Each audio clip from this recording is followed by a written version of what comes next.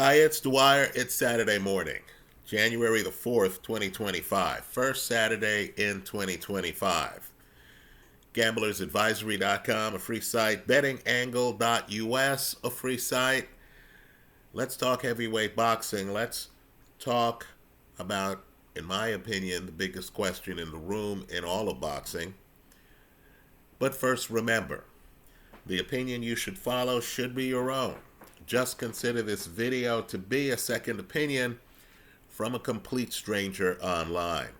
Let's get after it. 2024 is in our rearview window. What's the biggest question in boxing? And we understand you got some huge fights on the horizon. Right? Beterbiev Bivol 2. Benavidez. Morrell. 1. Right, you got some big fights out there. In my opinion, the biggest question in boxing, because life's unfair, because there's the heavyweight division and then there's everyone else, right? The biggest question in the sport right now, to me, is whether Daniel Dubois is ready to be heavyweight champion, right? This is a guy still in his 20s. He represents a new generation. Is he an Ali? Right? Young guy, replaces Liston, takes over the heavyweight division. It's a new day in boxing. Is he Mike Tyson? Beats Michael Spinks, beats Larry Holmes, takes over the heavyweight division. Is he part of a new wave, right? Some very talented people show up in the town square a bit too early and then get exposed as young guys. Isn't that what happened last year to Jared Anderson? Let's be real here, right? You see some of these young heavyweights, Moses Atama, Richard Torres. Are they ready? Understand, Daniel Dubois has a huge fight against a former heavyweight champion, Joseph Parker. Right? Parker's interesting because Parker, of course, has beaten Deontay Wilder, has beaten Zhilei Zhang. Now, is Dubois going to go into that fight? And is he going to show the kind of sustained excellence that it takes to deal with a guy who was able to dodge Wilder's punches for 12 rounds, was able to get off the canvas twice and survive 12 rounds against Zhilei Zhang, was able to fight Anthony Joshua. This is how he lost his title. And was able to go 12 rounds with Anthony Joshua. He was able to go 12 rounds with Dillian Whyte. Now, is defensively challenged Daniel Dubois going to beat a man like that? I'm going to leave the question open-ended. We're going to find out in a matter of weeks. Right? Is Dubois going to come out and is he going to look like a world beater? Are we going to think to ourselves, this is a second track in boxing? Right? The old guard still exists. But this might be a separate track. We understand the real winner, as it always is, long term, is Father Time. Sooner or later, this current generation is going to rule the roost. They're going to take it over. We understand that. But right now you have an old guard that's hungry. Right? As I make this video, Fury, AJ, Wilder, Zhang, Ergovic, Ruiz, Caballero. They're all world titleless. None of them have world title belts.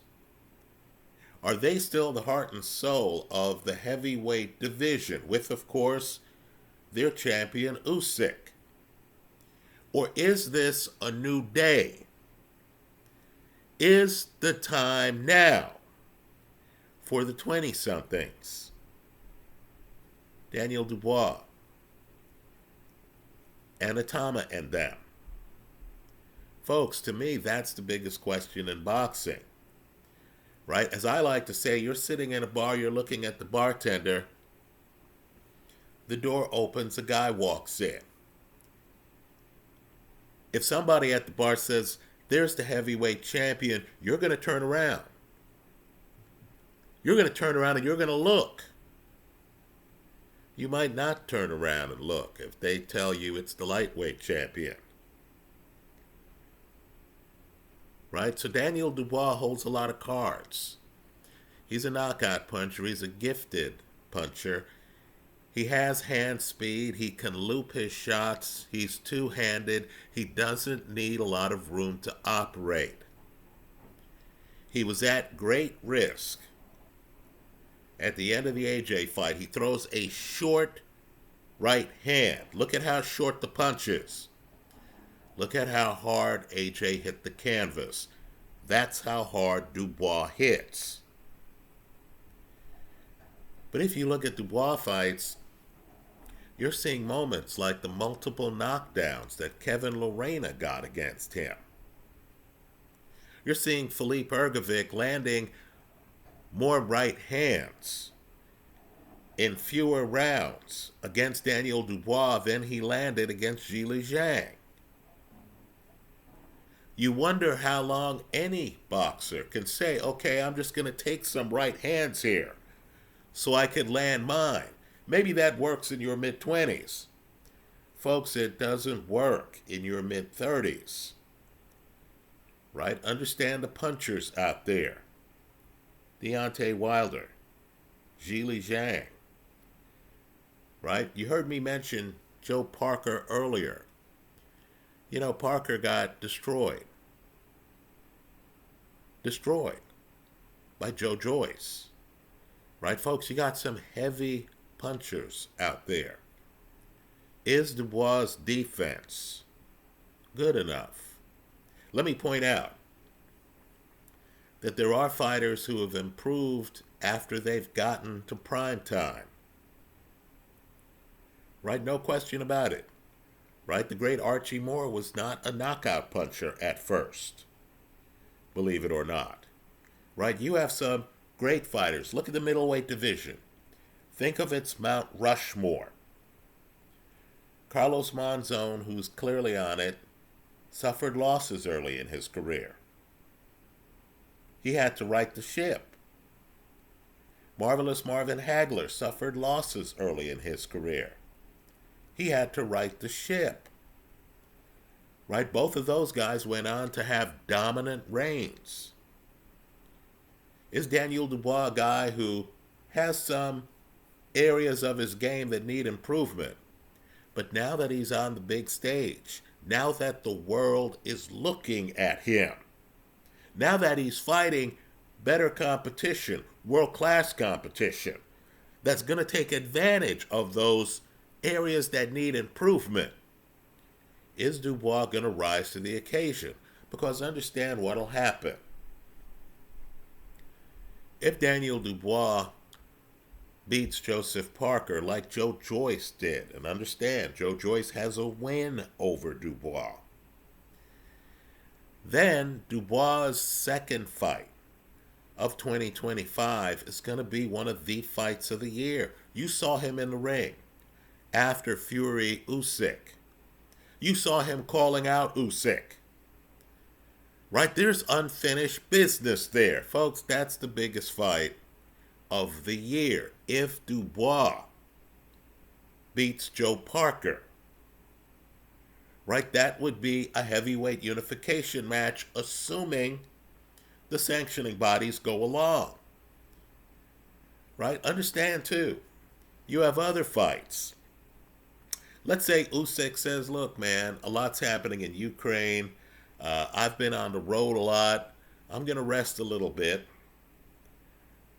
right? Fight someone else, and then give me a call if you win that fight, and I'll be back at it, right? If Usyk declines to fight Daniel Dubois, or if Usyk fulfills his obligation as champion to fight the next mandatory. Understand, if a Tyson Fury steps in and says, hey player, here I am, let's have at it. If the winner of Zhang Kabayel steps in and says, hey, we'd like a crack at this. If Moses Atama steps in and says, hey, you're my generation, I think I'm the best of our generation. That fight's going to be a box office bonanza. So, to paraphrase Tupac Shakur, in my opinion, whether we acknowledge it or not, all eyes are on Daniel Dubois. That doesn't mean great things aren't happening in the rest of the sport. It just means that the heavyweight champion is the baddest man on the planet. Let me continue. There's an interesting article on BoxingScene.com within the last 48 hours where Demetrius Andrade, and keep an eye on him, please. Right? Understand, Benavidez has moved up to 175. Morrell has moved up to 175. Demetrius Andrade, I understand he hasn't fought the biggest names. He's a Hall of Fame talent. He's well into his 30s now. This is his chance to make the Hall of Fame. I look out on the landscape. I have questions about the Diego Pachecos of the world. Right, 168 looks like an opportunity to me. Right, keep an eye on Andrade. But Andrade's on record as saying he does not believe one of the best fighters I've seen, Terence Crawford, beats Canelo. You know, I used to believe Crawford because of the leg speed gap. Crawford has better legs than Canelo, in my eyes. Right? There's a portion of time there where Canelo used to wear a knee brace. People forget that. Right? There was a period of time where I thought Crawford could beat Canelo. That time has passed. Right? I saw Crawford in against Madrimov. That was a fight at 154, which is a long way down, folks, from 168. And I thought that Crawford, who isn't a blessed athlete, he's not quick twitch, right? He's a better fighter than Roy Jones, can we say that? But Jones was a better athlete than Terence Crawford, right? Crawford is not the athlete that Floyd Mayweather was.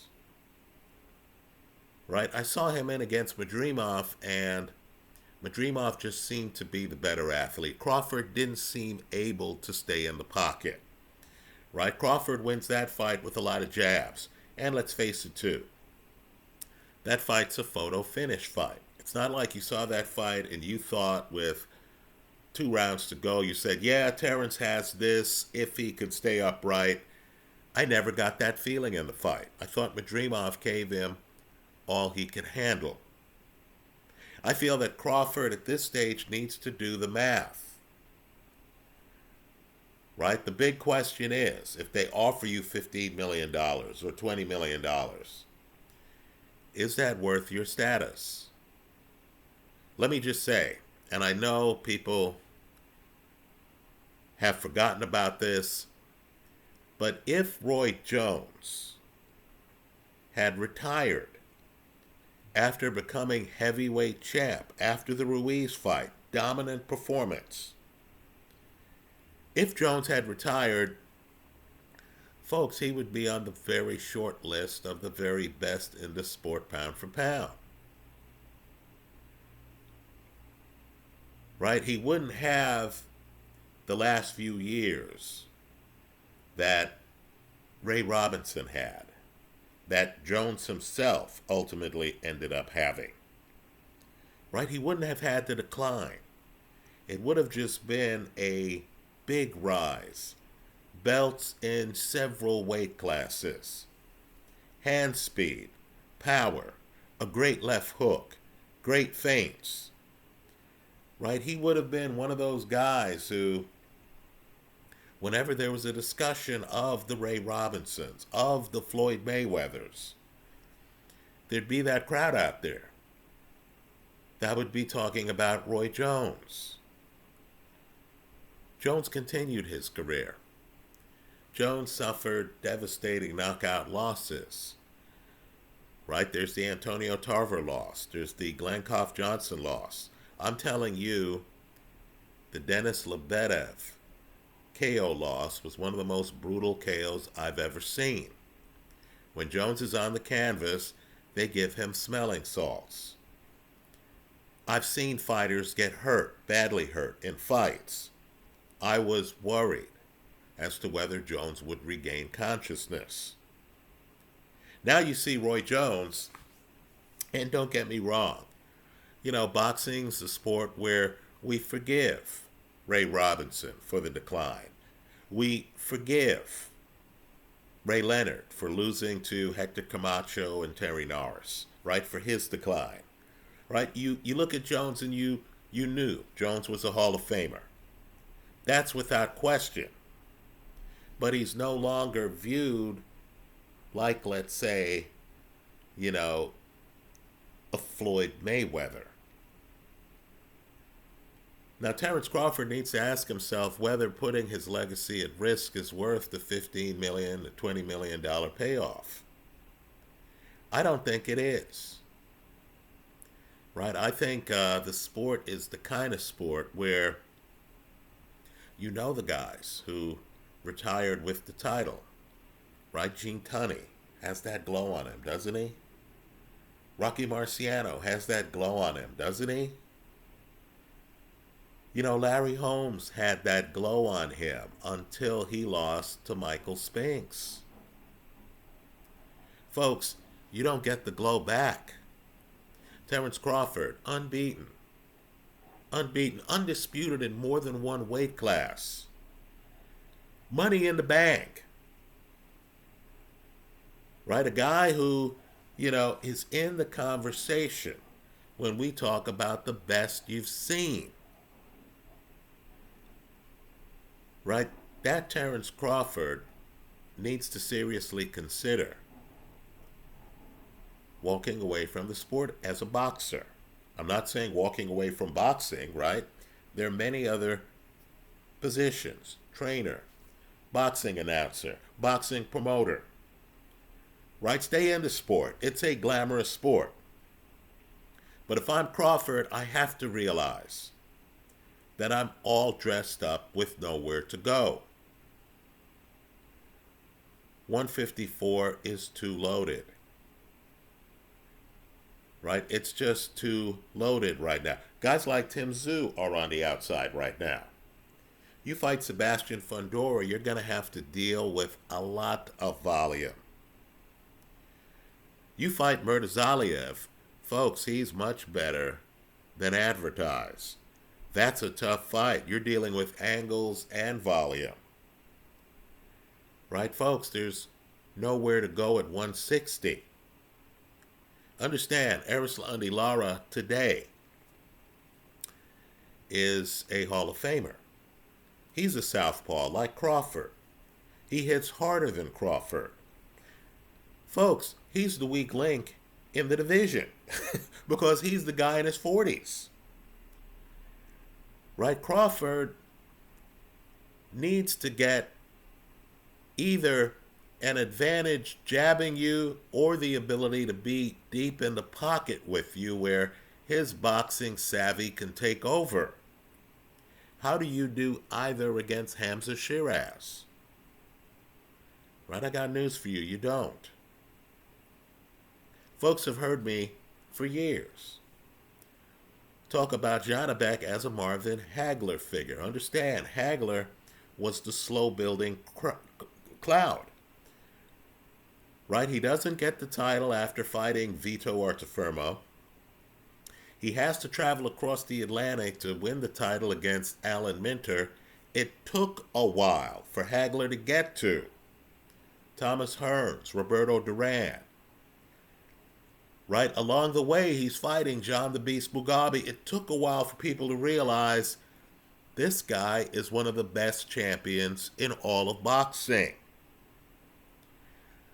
Folks, Janabek today, in my opinion, is one of the best champions in all of boxing. He'd certainly be on his front foot against Crawford. Janabek has one of boxing's best straight left hands. Right?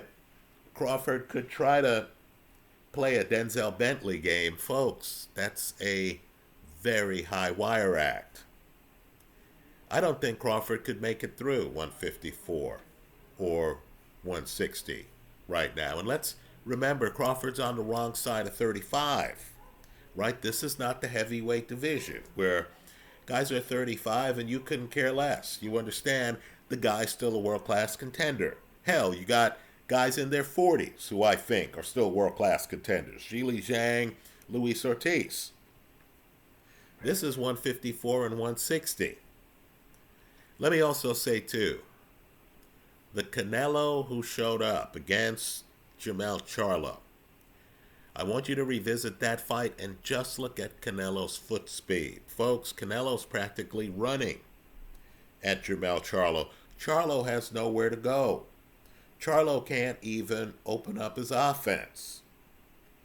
Right? Canelo, look where the knockdown in that fight takes place. Canelo's going to know. Crawford thinks he has a foot speed advantage on me. Canelo's going to be prepared. Understand, too, it's very hard to find. This is why Canelo's defensively blessed. Not just Canelo's head, but the upper half of his body. Let me just say, too, in terms of punching power, the real secret sauce to Canelo is that he has always been one of the hardest punchers pound for pound in the entire sport. Right? It's very hard to find punching power like this. Right? Just think about his recent fights. Jaime Munguia on the canvas. Edgar Berlanga on the canvas. Right? These guys got off the canvas. Canelo knew he had a big lead on the scorecard. No reason to fully empty the gun.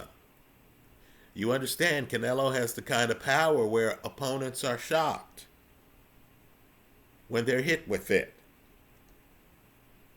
Right? So at this stage, I agree with Demetrius Andrade. I hope Terence Crawford's real game is to tantalize us. Be a VIP at fights. His value as a VIP is amplified if people think he's actually going to get in the ring with some of the guys fighting. Right? I look back at Roy Jones, and to me, it's a shame that Jones, who's highly regarded, isn't fully recognized for the level of dominance he had. Right? I've seen more skilled fighters. I think Floyd Mayweather was more skilled. Right? Mayweather, spectacular defense, spectacular left hook. Right? In terms of just his ability to do certain things, he's unmatched. Right? But understand, no fighter has gone through the stretch that I saw Roy Jones go through. Right? Jones, granted, he's beating guys a little bit past their expiration date. But understand, Mike McCallum, Virgil Hill, my goodness. Those were excellent fighters. Right? You knew those guys were Hall of Famers. Let me say, too, John Ruiz, I believe he beat Evander Holyfield at one point. Now, I agree with Ruiz that the referee didn't allow him to fight inside. But that heavyweight match was still an eye-opener. Right? I thought Roy Jones went in there just looking too damn fast. just looking too good, looking too hard to hit. Right? It's a shame that moment in time isn't frozen, where we can look back and say, wow, Jones's only loss was to Montel Griffin, and that was a questionable disqualification, with Jones hitting a guy he had dropped to the canvas and then getting disqualified. Right? Roy Jones would have had a John Jones, if you're in a UFC, type of vibe to him, where Jones, of course, got disqualified in a fight. That's his only loss. That would have been the Roy Jones story. It's not, because Jones went on to lose to certain fighters. Right? Ray Robinson at welterweight, where we don't have a lot of film, is bulletproof. You understand. He loses to Jake LaMotta, who outweighed him by several pounds. His last fight, he jumps up to light heavyweight and is beating Joey Maxim.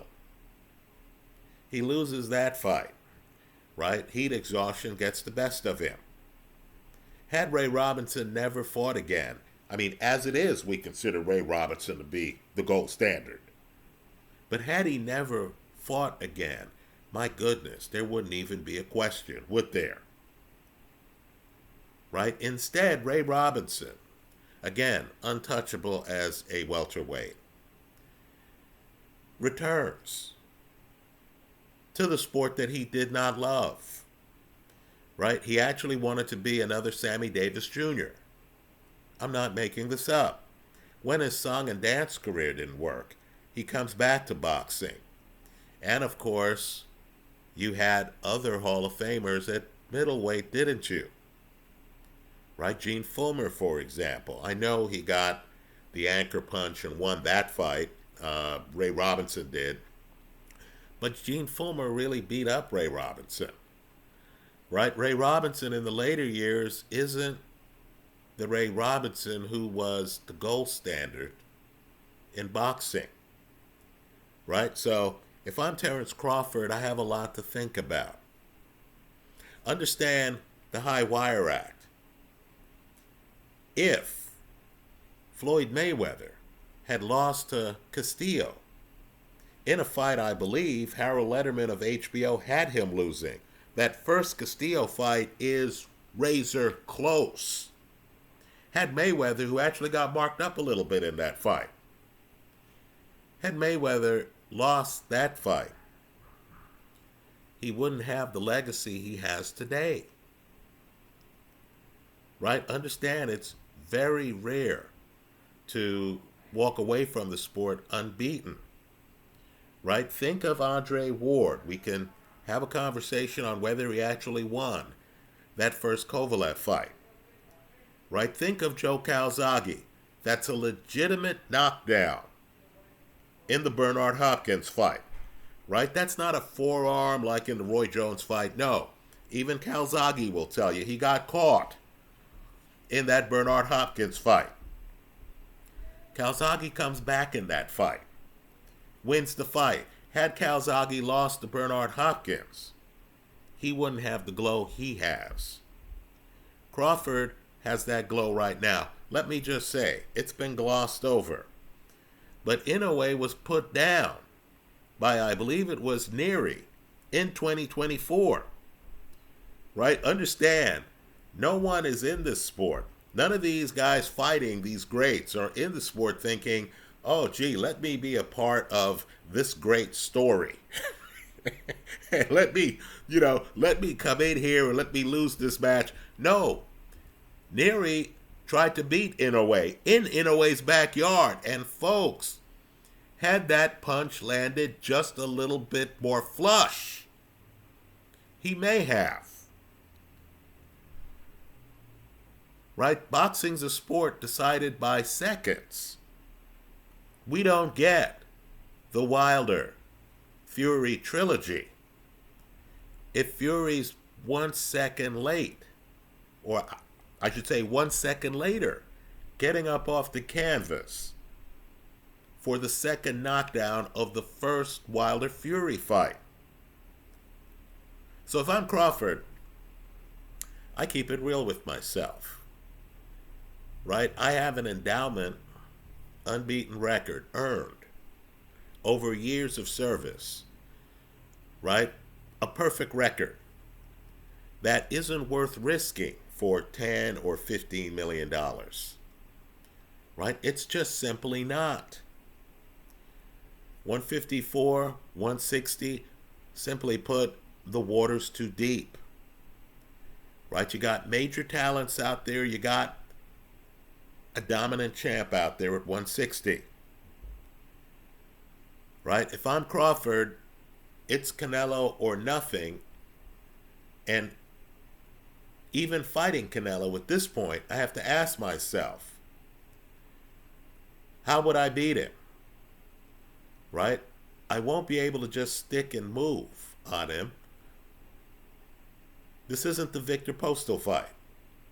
With Canelo, there isn't a big margin of error, is there?